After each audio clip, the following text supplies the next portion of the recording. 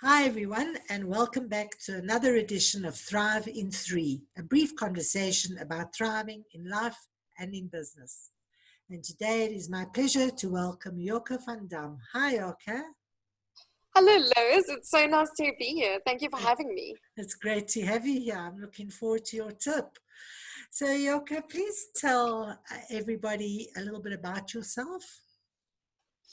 I've recently had my brand message actually rewritten, and I'm called the Kintsugi Queen. And Kintsugi stands for that Japanese art form where I don't know if you've seen it, it's like a pottery pot that's completely broken, and then the artist puts the pieces back together and heals it with gold. And suddenly this pot is transformed. So the work that I do is all around transforming, healing, and joining one's fractured teams into something more beautiful.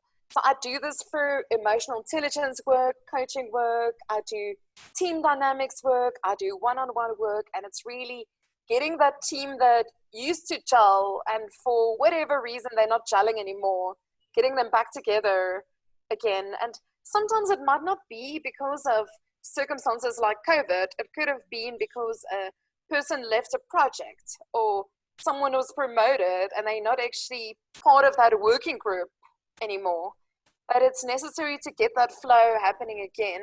The other side of my business, I also develop leaders to find their voice. So that's all around your presentation skills, virtual presenting, running webinars, that kind of thing. And my business is called Y Connect. And so you are the gold. Yes. And actually the artist that helps bring them together. So it's more like the catalyst for the change. Maybe so I studied NLP, which all has to do with the patterns of the brain. And with the NLP coaching that I do, it's really about you're the facilitator that guides the person to actually make the changes. So you are not like a mentor that says to the person, this is what you need to do. You're actually helping them find the answers themselves. And that's what I see. I'm more that guide, that guides them. Well, I think you should call yourself the gold. I'll take it. Okay, Yoke, please tell us, what is your thriving tip of the day? I want to encourage you to learn how to reframe. So how the brain works, we don't hear the word not. So instead of thinking something negative, so let's say you're going through a bit of a tough day and you're not feeling great, you don't say to yourself, I'm feeling tired, I'm feeling angry, I'm feeling miserable. You actually turn it around into the positive and you put the word not in front of it. So if I say to myself, I'm not feeling so energized right now, it sounds to my brain as if I'm energized versus I'm feeling tired. Can you see the difference? Not energized versus tired. So I've used this, Lois, so many times in conflict resolution. When I was coaching sales teams working at Auto Trader many years ago, one of the clients said to the sales rep, we're so frustrated and we want to cancel all our contracts, and because they were really upset with the accounting department. And I said to him, I can hear that you're not feeling so happy right now. And you might not know how to continue your relationship with us.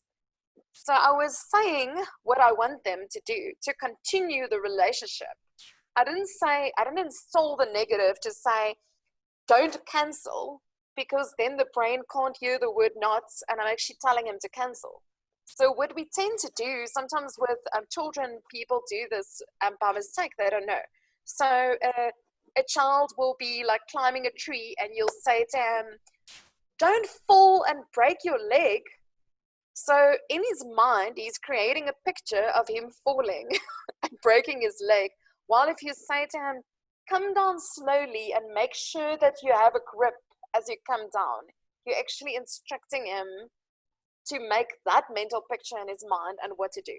Or you don't say to someone, don't cut yourself. You say, please put the knife down and make sure that you cut the right thing.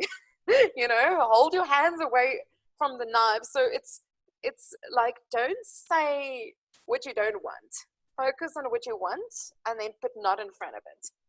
And that will actually change someone's state, calm them down, and you will have fewer broken legs, cut fingers, and cancelled contracts, hopefully.